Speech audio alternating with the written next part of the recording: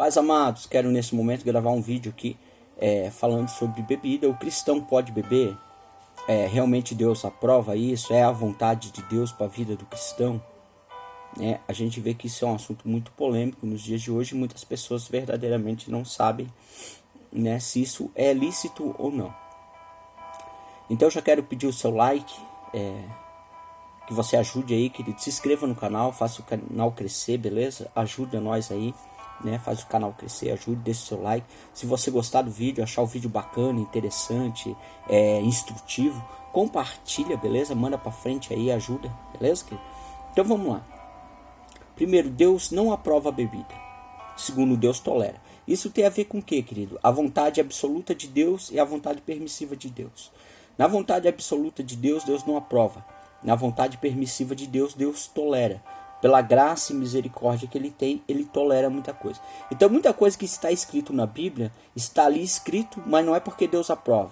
Está escrito porque Deus tolerou muitas coisas, como tolera ainda muitas coisas nos dias de hoje, por causa do seu amor e misericórdia pelo seu povo. Então vamos lá, querido. Primeira coisa que você tem que saber.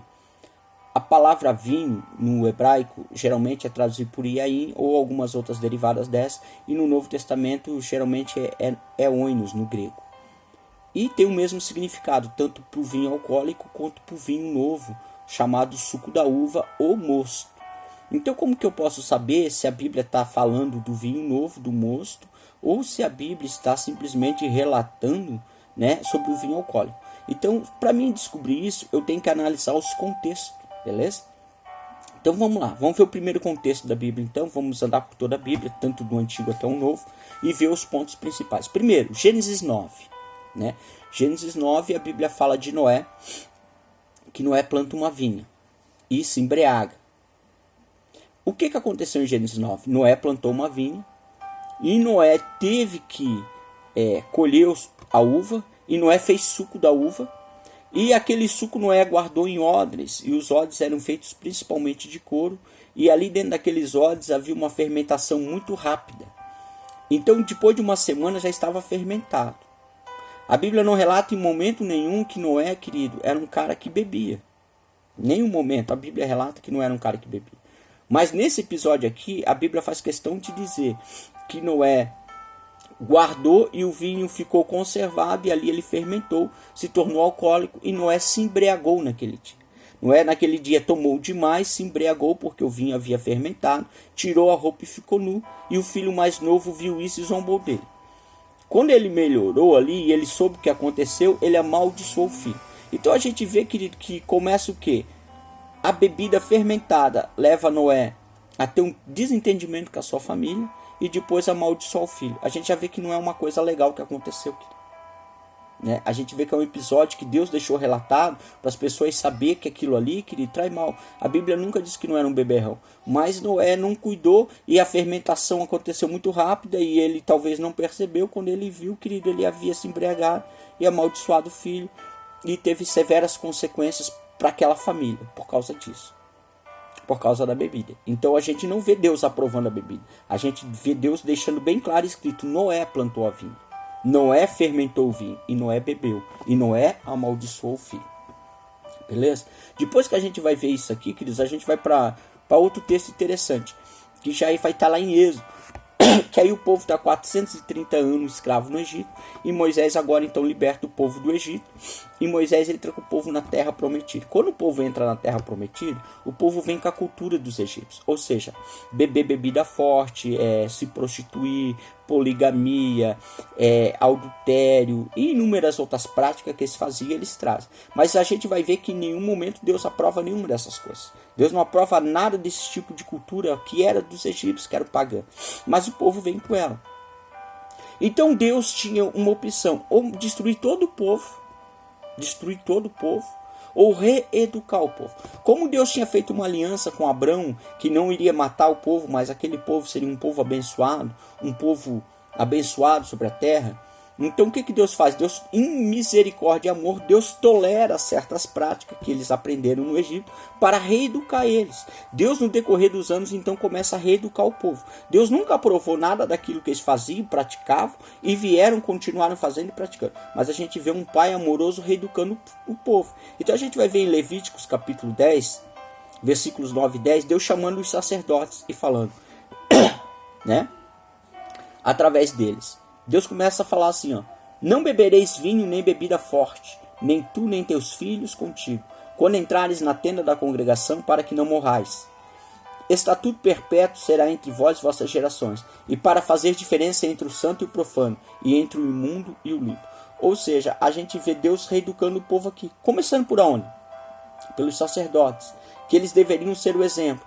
Eles deveriam diminuir, até mesmo chegar ao ponto de parar de beber. E Deus disse, então quando vocês estão de trabalho, vocês não podem beber. E a gente vai ver em outro texto também escrito, querido, que eles não poderiam beber para quê? Para que eles não tivessem alucinações, para que eles depois não achassem que Deus tinha falado algo e Deus não tinha falado. Então eles tinham os turnos de trabalho, e naqueles turnos de trabalho a bebida era totalmente proibida. Porque Deus queria que eles começassem a dar exemplo, que eles tinham que começar a se abster do vinho. Que eles tinham que começar a abandonar aquilo. E Deus começou por aonde então? Pelos sacerdotes, pelos profetas, pelos líderes. Deus começou a proibir eles, como a gente vai ver em vários relatos históricos bíblicos ali, que você vai vendo isso. Um desses relatos também vai estar em Daniel. Daniel capítulo 1, versículo 8, que Daniel chega e fala assim, ó: Daniel, contudo, decidiu não se tornar impuro com a comida e com o vinho do rei, e pediu ao chefe dos oficiais permissão para se abster deles. Ou seja, Daniel não queria ser impuro. Daniel sabia que tinha que ser puro, santo, consagrado a Deus, separado. E Daniel decidiu que eu não vou participar de nada que é pagão, de nada que não tem a ver com o meu Deus. Eu não quero isso para minha vida não, vou sair fora. E a gente já vê o que? Daniel cumprindo o que estava lá para os sacerdotes, entendeu? Ele estava cumprindo o que Deus tinha começado lá com eles, querido. Se separar, ser santo. Então a gente vai ver outro texto aqui, ó. Ai dos que se levantam cedo para se embebedar e se esquecem como vinho, né? E ficam até a noite. Isaías 5:1. Deus está dizendo, ai das pessoas que acordam cedo, que vão para um barzinho, vão para um lugar e ficam lá bebendo, e até de noite então eles bebem, sabe? Ai dessas pessoas, terá sério prejuízo para elas. Olha o que Deus diz, ai deles, né? Quer ver outro texto? Não ande com os que se encharcam de vinho, nem com os que se empanturram de carne, porque Deus está falando das festinhas. Né? Tem muito cristão que ele gosta de ir numa festinha, chega lá, tem bebida, ele se empanturra de carne e bebe, e aí ele diz, é só uma latinha, 2 latinhas, é só um copo, 2 copos, é só um pouquinho. Quando ele vê, querido, ele já está meio embriagado, já bebeu, né? E Deus está dizendo, não ande com esse tipo de pessoa, não vá nesse tipo de coisa, não pratique essas coisas. Se você for, não seja praticante dessas coisas. Deus está dizendo, ai de você, querido, não ande com esse tipo de coisa, não vá, não participe dessas coisas. Tem gente, querido, que não pode ver uma festa numa cidade, num lugar que ele vai lá para comer e beber, sabe? E Deus já está dizendo, não façam, não pratiquem essas coisas. Então a gente vai ver, querido, na maioria dos contextos onde se está falando de vinho alcoólico, aqui, que o texto aqui está falando sobre o vinho alcoólico, a bebida alcoólica, Deus não aprovando, né? Vamos então agora para o Novo Testamento, né? Para a gente não ficar... O que mais interessa para a maioria das pessoas é o Novo, né? No Novo Testamento a gente vai encontrar Jesus Cristo, amado, tendo o mesmo tipo de problema. O quê? O problema cultural com a bebida. Ou seja, o povo tinha que ser reeducado, mas no decorrer dos anos, pela dureza do coração do povo, isso é uma coisa que basicamente até hoje não foi tirado ainda do povo. O povo não conseguiu ser totalmente reeducado para isso. Então a gente vai ver Jesus Cristo encontrando essa dificuldade. E aí, o dia de hoje, dentro da cultura que nós temos ainda, em pleno século XXI, dentro das igrejas, tudo, a gente vai ver as pessoas, né, brigando por causa de João capítulo 2. O que está em João capítulo 2? É a festa das bodas de Canaã. Né? Como saber se o vinho que Jesus fez ali na festa das bodas de Canaã é alcoólico ou é o suco da uva?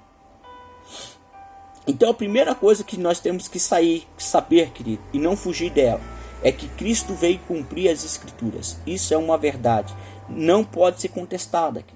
Cristo veio cumprir as Escrituras. Então o que eu preciso saber?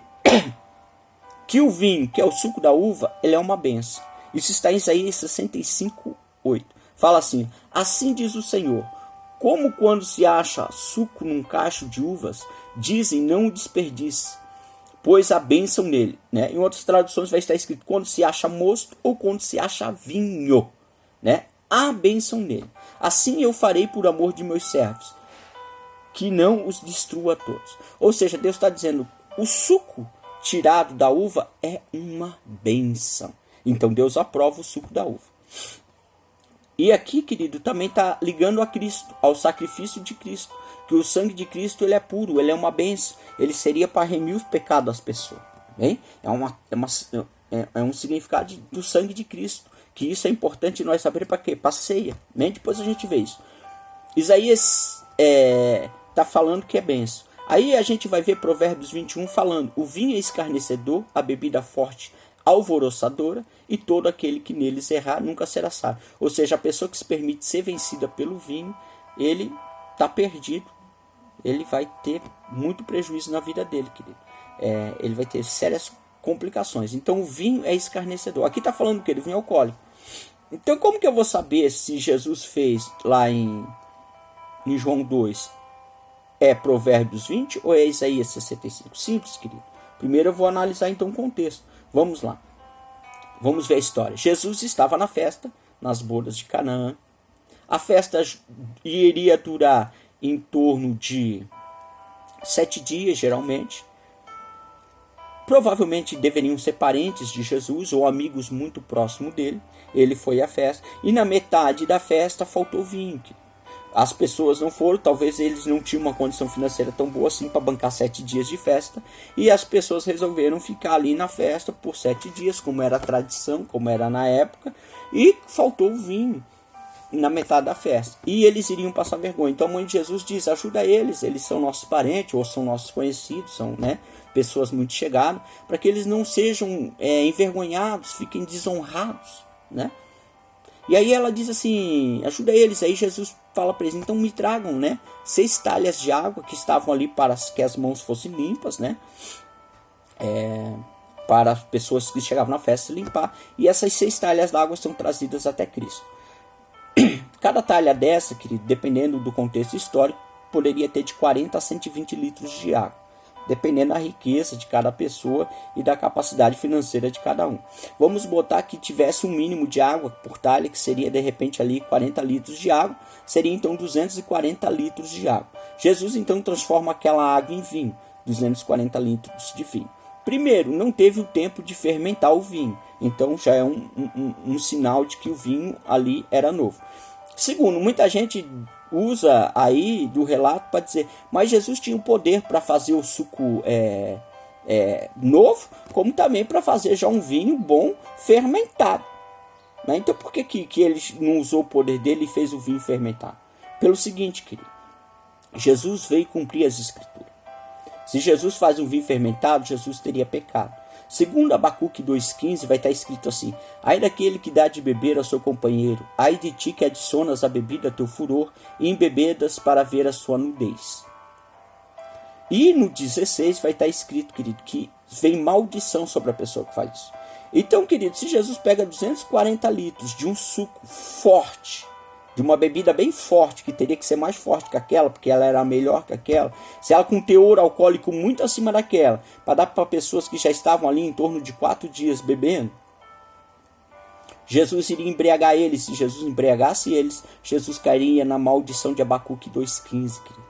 Então Jesus não pode ter feito isso, querido. Então em nenhum momento nós vamos poder ligar Jesus Cristo, querido, como ele tenha feito um suco que tenha sido alcoólico, um vinho alcoólico, e como ele também bebia bebida alcoólica. Ao contrário, todo contexto que você vai ver falando de Cristo, querido, você vai ver sempre dizendo que Cristo bebia o quê? Suco novo. Que Jesus Cristo bebia o vinho, melhor falando, Jesus Cristo bebia o vinho novo. Né? Então Abacuque 2,15 deixa bem claro que ninguém pode dar bebida forte para outra pessoa. É pecado. Traz maldição sobre a vida da pessoa. Então, Cristo, querido, não se envolveu com bebida alcoólica, não fez bebida alcoólica e nunca mandou ninguém beber bebida alcoólica, tá? Mais uma vez a gente vê que não tem como ligar Jesus a isso, nem colocar, querido, não tem, beleza? Vamos lá então agora, vamos continuar. Os líderes da igreja, querido, desde a época dos apóstolos, querido, também tiveram problemas com as bebidas, querido. E foi sendo mudado, porque aquilo que eu falo é uma reeducação do povo. Deus em misericórdia tolera essas coisas, porque Deus espera reeducar o seu povo. Então a gente vai ver os apóstolos tentando mudar isso também. Você nunca vai ver um apóstolo, querido, incentivando uma pessoa a beber vinho forte, a se embriagar ou qualquer coisa. Você não vê nada disso, né?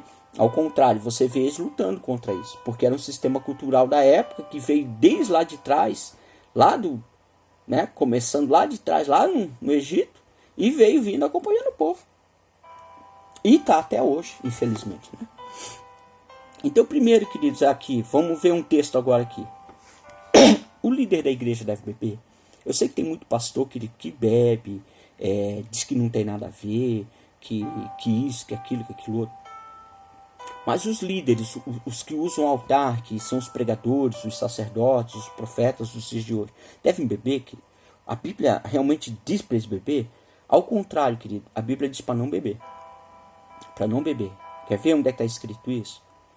Paulo fala para os bispos assim: convém, pois, que os bispos seja repressível marido de uma mulher, vigilante, sóbrio, honesto, hospitaleiro, apto para ensinar, não dado ao vinho, não espancador, não cobiçoso de torpe ganância, mas moderado, não contencioso, não avarento, que governe bem sua própria casa, tendo seus filhos em sujeição com toda a modéstia. 1 Timóteo capítulo 3, versículo 2 e 3. A gente vê Paulo o quê? Proibindo. Não dado ao vinho quer dizer não beba vinho. Que ele não beba. Entendeu, querido? Então Paulo proibiu os líderes de beber. Por quê?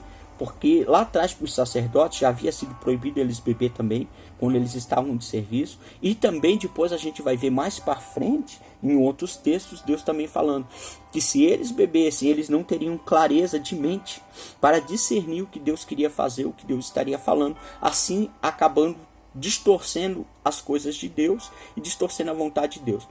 Outra coisa terrível que acontece aqui, querido, que a maioria desses pastores, querido, que sai para tomar uma cervejinha, sai num restaurante, toma uma cervejinha, toma um copinho de vinho, eles caem em desgraça. Você quer ver, queridos? Eu conheço inúmeros fatos e relatos de pastores, queridos, que chegaram já a pregar até para mais de 1.000 pessoas. Outros chegaram a pregar para mais de 100.000 pessoas em congressos grandes, queridos, que a gente já foi, que a gente já frequentou, até na cidade, queridos, da onde a gente é natural, tinha congressos grandes, querido, muitos grandes pregadores, pessoas de nome que hoje estão caídos em desgraça, pessoas que perderam seus casamentos, perderam suas famílias, seus ministérios, pessoas que estão nas sarjetas aí, querido, aprisionadas no vício, outros aprisionados nas drogas, outra coisa. Por quê? Porque eles saíam muitas das vezes das igrejas, vinham fazer uma campanha, um trabalho, sair dali, iam ao restaurante, lá eles pediam uma cerveja, pediam uma coisinha, e não tem nada a ver. Depois de um tempo, já vinha cerveja, já pediu uma prostituta junto. Depois da prostituta já vinha o adultério. Depois do adultério já vinha a desgraça. Por quê? Porque a bebida sempre traz a desgraça. Então Paulo já deixou bem claro, os líderes não devem beber. O que as pessoas não entendem, querido, é que quando Deus te chama para ser um líder e usar o altar, vocês têm que estar 24 horas à disposição do reino de Deus. Não quer dizer que você é 24 horas ou pastor, não. As funções são diferentes, mas a vida pessoal com Deus, querido, é uma só. Amém? Você tem que ser separado. É aquilo que Daniel disse, você não pode se tornar impuro, você tem que ser puro, você tem que ser santo, você tem que ser separado do sistema e das coisas do mundo. Então ser santo, querido, separado, tem que estar na tua vida. A função muda. Por exemplo, na igreja você é o pastor, você é um líder. Em casa você é o pai, você é o amigo, você é um companheiro. Você vai pescar, você é um amigo. Mas se Deus quiser te usar para dar uma palavra naquele momento, você tem que ser um ungido de Deus naquele momento. Então, como Deus pode te usar para dar um momento, às vezes uma palavra para tua esposa, para os teus filhos, para aquilo outro, se você está embriagado em casa, se você está embriagado na rua, embriagado em algum lugar ou no Deus não pode usar você, né? Porque a tua mente está infrutífera e você pode estar alucinando coisas. Então Deus não se agrada desse tipo de coisa. E Paulo proibiu, né? Então para você, meu irmão, amigo, pastor, colega, querido, que gosta de beber, quer te dizer, querido, está proibido, querido. Se você fazer isso, poderá vir desgraça sobre a tua vida, como veio sobre a vida de tantos pastores e líderes abençoados. Então cuide muito com isso, querido. Cuida muito com isso, tá bom? Outra coisa que a gente vai ver, querido, é Paulo agora instruindo os diáconos A instrução dos diáconos é um pouco diferente, porque os diáconos naquela época, querido, eles não iriam usar tanto o altar. Bem poucos diáconos teriam acesso a usar um altar, outra coisa. A maioria deles iria fazer o serviço ali de recepção, de ajudar uma pessoa. Mas Paulo também, combatendo o sistema cultural da bebida, o que Paulo diz, né? Convém também que tenha bom testemunho dos que estão de fora, para que não caiam em afronta e no laço do diabo. Da mesma sorte, os diáconos sejam honestos, não de língua dobre, não dados a muito vinho, não cobiçosos, nem de torpe ganância. Ou seja, Paulo começa a dizer para eles, vocês têm que diminuir, vocês têm que começar a parar de beber vinho, porque vocês são testemunha para as pessoas que estão lá fora. Olha o que Paulo usa. Paulo usa muita sabedoria, né? Paulo, para não expulsar todo mundo da igreja, porque o sistema cultural da bebida até hoje em Israel ainda é muito forte. Paulo, para não tirar tudo isso, Paulo diz o quê? Você tem que começar a beber menos. Você não pode ser dado a vinho, você não pode beber muita coisa, porque você é exemplo para os que estão lá fora. Para você não cair no laço, para você não cair na afronta do diabo, olha o que Paulo diz, né? Convém, querido, que você dê bom testemunho para os que estão lá fora, que não caem em afronta e no laço do diabo. Aí Paulo diz o quê? Isso é dado ao quê? Por causa da bebida. 1 Timóteo capítulo 3, versículo 7 e 8, Paulo está falando para ele, vocês têm que começar a diminuir. E seria bom até que isso saísse da vida de vocês. Então você vê que Paulo já começa a restringir e com sabedoria já dizer para eles, se vocês continuarem nisso, vocês vão cair no laço do diabo. Então é bom vocês saírem fora disso aqui, né? Então a gente vê Paulo ali já mudando o sistema cultural da igreja, né? Ele tentando ensinar a igreja, e principalmente as pessoas que se envolveram mais na liderança, até mesmo entrando já no diaconato da igreja, Paulo então já começando a mudar o estilo de vida deles. Outra coisa, querido, que as pessoas interpretam mal é 1 Timóteo 3, 7 e 8, que fala do conselho que Paulo dá a Timóteo. Veremos, né, esse texto que na maioria das vezes é interpretado errado. Por quê, querido? Eu vou ler o texto aqui para você. Não beba mais água, mas um pouco de vinho, por causa do teu estômago e das tuas frequentes enfermidades. 1 Timóteo capítulo 5, versículo 23. Muita gente quer usar isso para dizer que Paulo mandou Timóteo beber. Não, querido. Primeiro, né? Paulo nunca mandou Timóteo beber. Porque se ele mandasse Timóteo beber, ele diria assim, Timóteo, para de tomar água e passa a tomar vinho. Paulo nunca falou isso. Segunda coisa, querido, Paulo disse para ele que quando ele fosse tomar água, ele acrescentasse um pouco de vinho. Não tome só a água, mas acrescente um pouco de vinho. Ou seja, dilua o vinho. Por quê? Porque aonde Timóteo estava, e na maioria das regiões, é aquilo que eu falo, que é difícil achar o suco novo, o vinho novo. Porque o vinho, na maioria das conservações dele, na época dos apóstolos, querido, fermentava fácil. Geralmente os ódios e as coisas que eram botadas no vinho, em uma semana estava fermentado. Então era difícil para Timóteo, que estava sofrendo de enfermidade, achar o suco da uva puro ali, o vinho. Era difícil. Então não tinha como ir no mercado hoje, você vai lá, dura 3, 4 meses, uma garrafinha na geladeira sem fermentar, né? Para fermentar leva tempo para fermentar um suco de uva. O sistema de conservação hoje, nossa, é bom. Naquela época, em uma semana, dentro de um odre, já estava fermentado. Então, para Timóteo, querido, não cair na tentação e não virar bebê, porque ele tinha dito que os líderes, os pastores, os bispos não podiam beber, que o líder não devia beber, ele disse, então, dilua na água, e assim isso não terá então um teor alcoólico e se tornará o suco da uva, que era o que você precisa por causa das úlceras, das enfermidades que você tem no estômago, beleza? Então a gente vai ver que Paulo, ele com sabedoria, ele diz para Timóteo, eu sei que você precisa do suco da uva para ajudar a combater as enfermidades que você tem no estômago, as úlceras, as coisas que você tem no estômago. Então com sabedoria Paulo diz, dilua o vinho que é alcoólico para que ele se torne suco. Beleza? Então também não tem aqui, querido, como é que nem eu falo para você, não tem como ligar em nenhum lugar da Bíblia, querido, a bebida alcoólica como sendo aprovada para manuseio ali e para as pessoas beber. Ao contrário, a gente vê de todas as formas querendo tirar. Senão Paulo poderia ter dito para Timóteo, Timóteo, pega lá e beba, começa a beber vinho que vai passar enfermo. Não, Timóteo, dilua na água. Não use só água, mais um pouco de vinho. Se você pegar na linguagem de hoje, querido, mesmo quiser uma Bíblia na linguagem de hoje, ou voltar no original, vai estar escrito o que eu estou te falando aqui. Mas se você não quiser perder tempo pesquisar lá no original, no grego, você pega uma Bíblia na linguagem de hoje que vai estar escrito bem claramente assim, ó. E não tome somente água, mas misture o vinho na água. E assim será uma bênção. Outra coisa aqui que eu quero falar para vocês, querido, que é interessante. O vinho da ceia deve ser alcoólico ou não alcoólico? Eu sei que tem muita igreja, querido, que serve o vinho da ceia alcoólico, acha que não tem problema, e outros que acham que não. Vamos ver aqui então o que Paulo fez naquela época. A ceia naquela época, querido, durava, na época de Paulo principalmente, depois ele começou a mudar o sistema. É aquilo que eu falei, ele teve que mudar o sistema, principalmente o cultural. E isso não se muda do dia para a noite, isso é difícil, querido. Então a ceia naquela época durava geralmente o dia inteiro. E as pessoas levavam pão, levavam comida, levavam diversas coisas. E as pessoas levavam vinho alcoólico. Né? E as pessoas levavam vinho alcoólico. Então elas começavam de manhã a confraternização e ia até a noite. Quando ia ter o culto e era chamado, às vezes era no meio-dia a ceia maior, às vezes era na tarde a ceia maior. E geralmente isso era feito no primeiro dia da semana, no domingo. Então eles se reuniam ali e levavam tudo isso porque era um hábito, era a cultura deles, quando se reunir, levar as coisas, levar tudo ali e estarem juntos e fazer aquela festança. E Paulo, querido, para ensinar ele sobre a ceia, o que Paulo faz? Paulo muda o sistema, porque estava errado. Vamos ver onde é que está escrito isso então.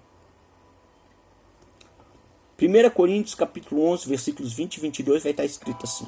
De sorte que quando vos ajuntais num lugar, não é para comer a ceia do Senhor?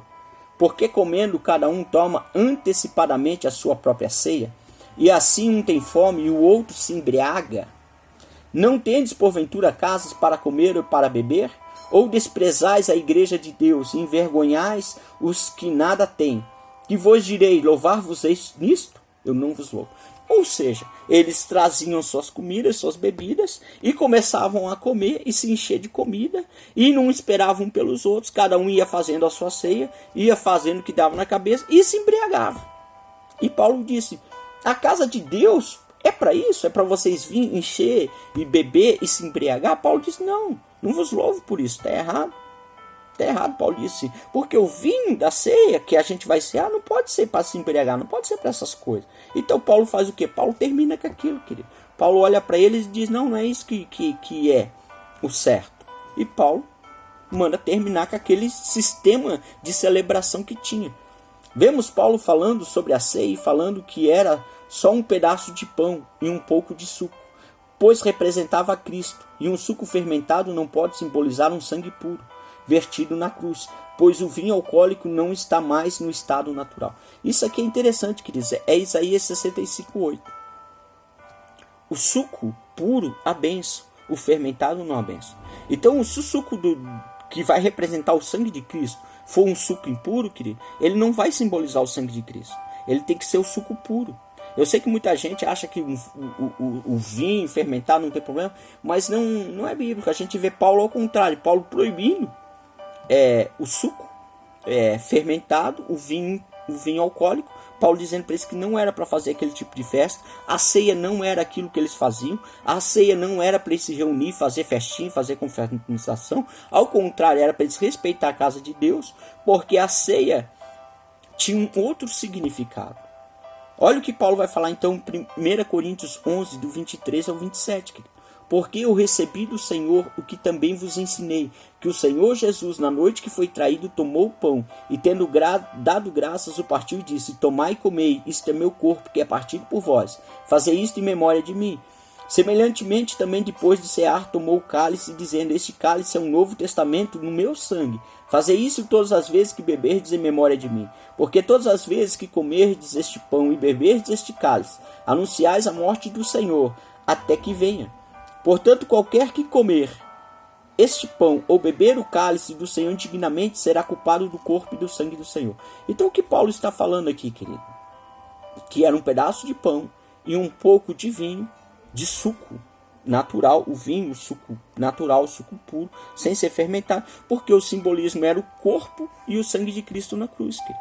E é aquilo que eu falo, um sangue puro, um sangue não contaminado.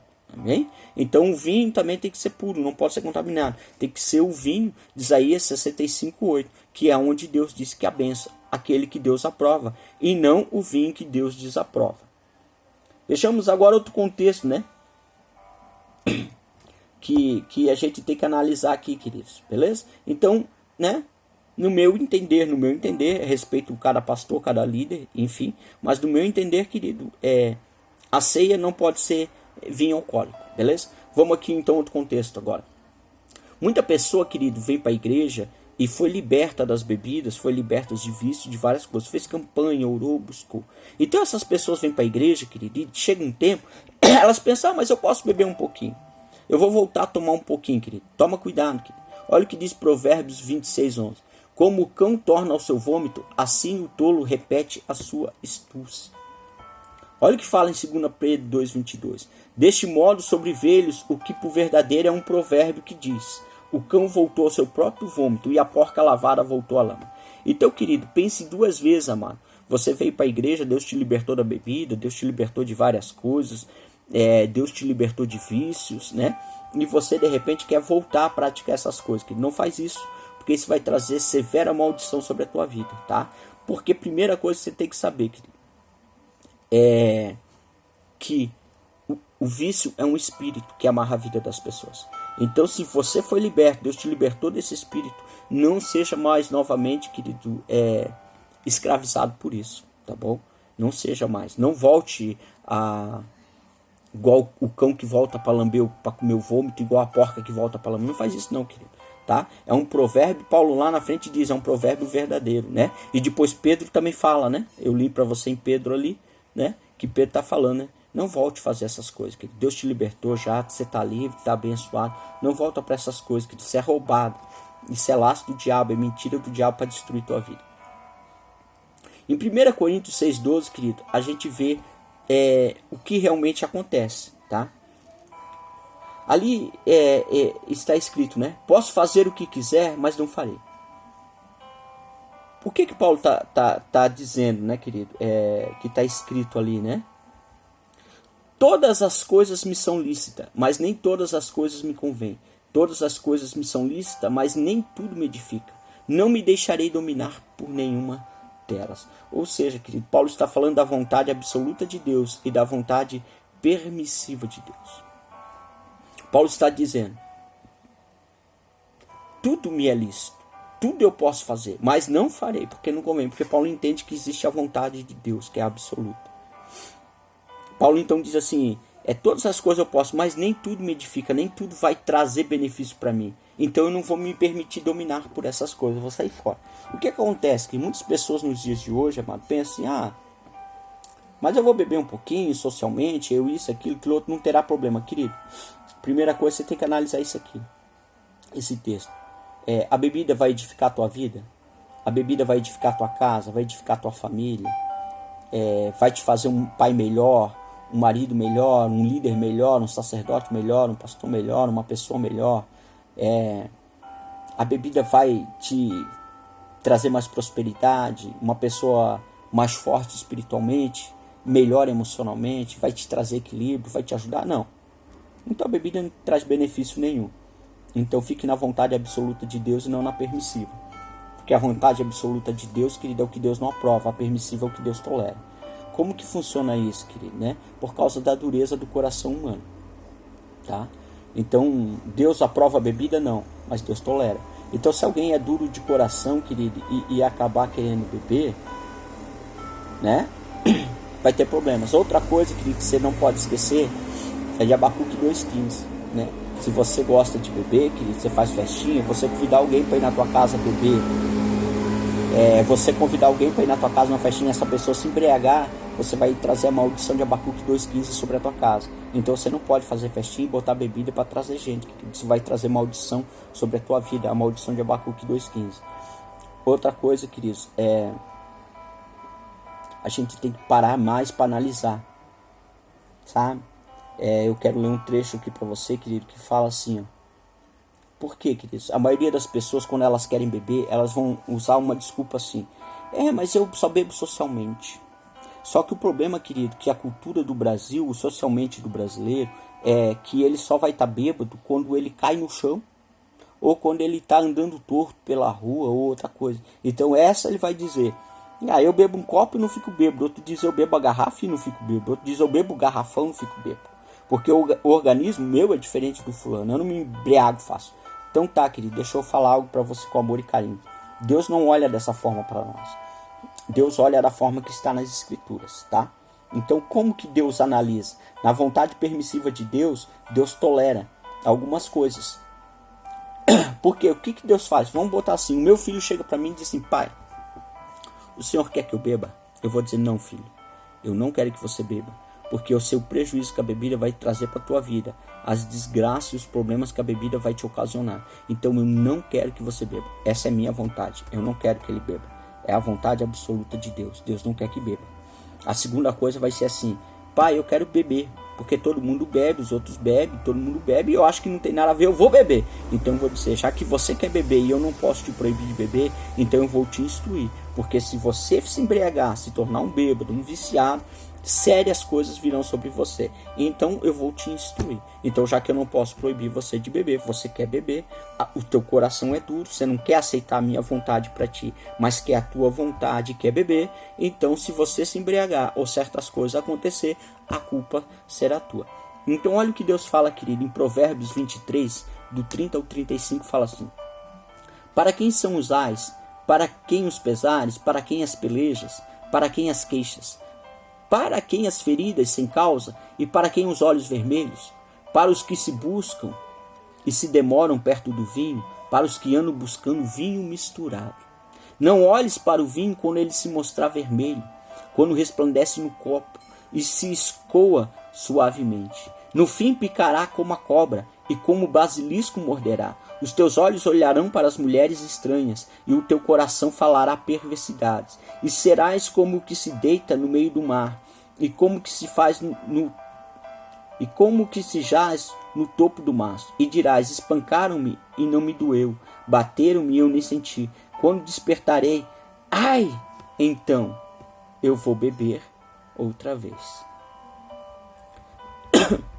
Querido, quer ver o que está escrito isso hoje na linguagem de hoje? Numa forma mais traduzida, diz: quem é que grita de dor? Para quem são as tristezas? Quem é que vive brigando e se queixando? Quem é que tem os olhos vermelhos e ferimentos que podiam ter sido evitados? É aquele que bebe demais e anda procurando bebidas misturadas. Não fique olhando para o vinho que brilha no copo, com uma cor vermelha, e desce suavemente, pois no fim ele morde como uma cobra venenosa. Você verá coisas esquisitas e vai falar tolices. Você se sentirá como se estivesse no meio do mar, enjoado, balançando no alto do mastro de um navio. Então você dirá: alguém deve ter me batido em mim, e eu levei uma surra, mas não me lembro. Por que não consigo levantar? Preciso de mais um gole. Olha que coisa terrível que acontece na vida da pessoa. Então olha aqui como Deus analisa o texto, querido. Deus diz: as pessoas vão se queixar, vão reclamar, vão isso, vão aquilo outro. Aí Deus fala assim, ó: nem olhe para o vinho, quando o vinho está vermelho, quando ele está fermentado, que é para bebida, Deus diz: nem olhe para o copo. Se não é nem para olhar, imagina beber.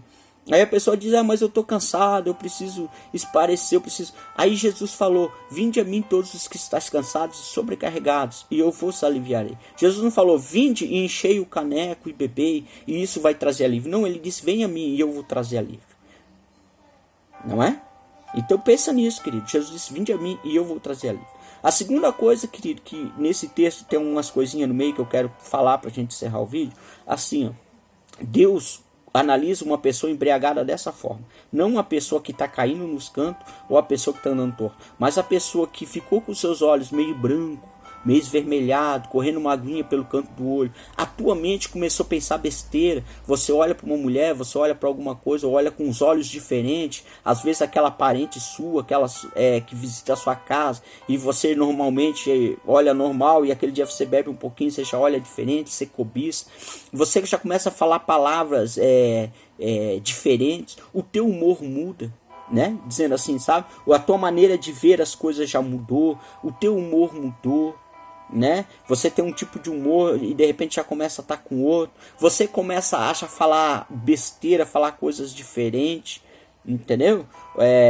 O teu pensamento já começa a ficar estranho, você começa a imaginar outras coisas, tudo isso já é sinal de embriaguez, querido. Sinal de embriaguez para Deus não é tá caído num canto, tá andando torto. Sinal de embriaguez para Deus é isso, querido, sabe? A tua mente principalmente já começou a pensar besteira, os teus olhos ver besteira, a tua boca falar besteira, os teus sentimentos começaram a mudar, você começou a ter desejos estranhos, qualquer coisa, para Deus você já está embriagado, querido.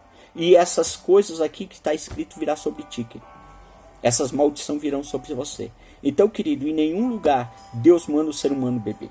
Tá? Mas se o ser humano beber, Deus tolera por causa da dureza do coração dele. Mas Deus diz, depois não adianta reclamar, não adianta chorar, não adianta lamentar, não adianta culpar ninguém, querido. A culpa é sua, porque você foi duro de coração e decidiu beber. E então as maldições que estão relacionadas a quem bebe a bebida alcoólica virá sobre a sua vida. Então, querido, não ache um pretexto na Bíblia para beber.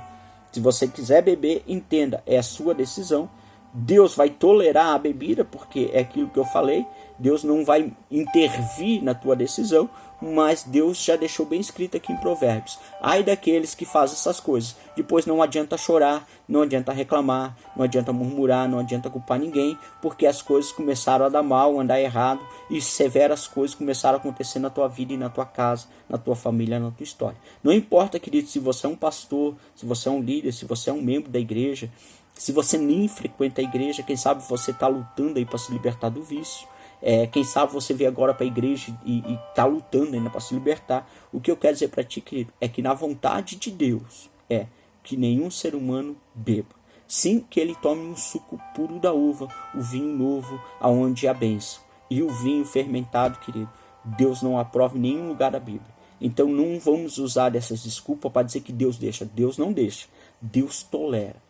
Então, se você tem dificuldade de entender o que é a vontade absoluta de Deus e a vontade permissiva de Deus, o que Deus não aprova, mas tolera, você pode deixar aqui, querido, uma descrição no vídeo, no meu canal. Você pode deixar a sua pergunta, que eu vou procurar, quem sabe, fazer um vídeo falando mais sobre o que, algumas coisas na Bíblia, né? Não, de repente, colocar todos, mas algumas coisas na Bíblia que são vontade permissiva de Deus e vontade absoluta de Deus.